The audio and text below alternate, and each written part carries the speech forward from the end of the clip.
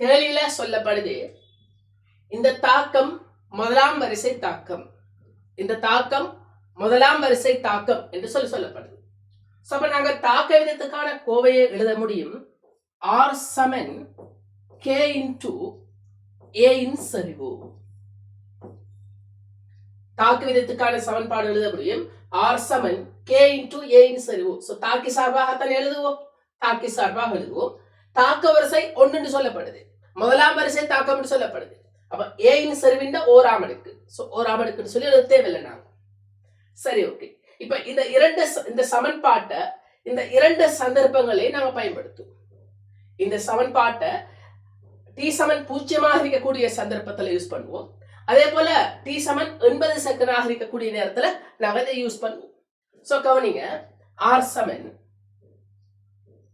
இந்த நேரத்துல டி சமன் 0 தாக்க விதத்தின் பெருமானம் 100 ஆர் என்று சொல்லப்படுது.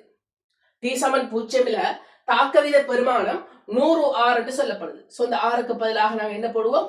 100 ஆர் சமன் கே இன்டு ஏ இன் சரிவு.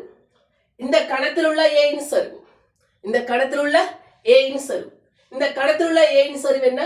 n இன் கீழ் v, கனவளவு v என்று எடுத்துக்கொள்ளுவோம். கனவளவு v. சோ கவனிங்க, n over v, a இன் சரிவு n over v. Right. So இது முதலாவது சமன்பாடு. இது முதலாவது சமன்பாடு. ரைட். இந்த டி சமன் 80வது செகண்ட்ல நாங்க இந்த சமன்பாட்டை பயன்படுத்துவோம். ரைட்.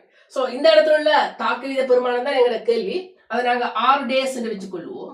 ஆர் டேஸ் சமன் கே இன்டு இந்த சந்தர்ப்பத்தில் உள்ள சரிவு, இந்த கணத்தில் உள்ள சரிவு, ஏட சரிவு, அதாவது இந்த கணத்தில் உள்ள சரிவு. இந்த கணத்தில் உள்ள சரிவு என்ன? மூலிங்கில் கனவளவு. மூல் எவ்வளவு? n/16. மூல் எவ்வளவு? n/16 over v. Over v. Right. So இது இரண்டாவது சமன்பாடு. இப்ப நாங்க இந்த இரண்டு சமன்பாட்டையும் தீர்த்து விட்டால் ஆர் டேஸ்க்கான கோவையை என்ன செய்யலாம்? பெற முடியும். ரைட். இப்ப நாங்க என்ன செய்வோம்? இரண்டாவது சமன்பாட்டின் கீழே முதலாவது சமன்பாடு, இரண்டாவது சமன்பாட்டின் கீழே முதலாவது சமன்பாட்டை என்ன செய்வோம்? ரைட், யூஸ் பண்ணுவோம். சோ கவனிங்க,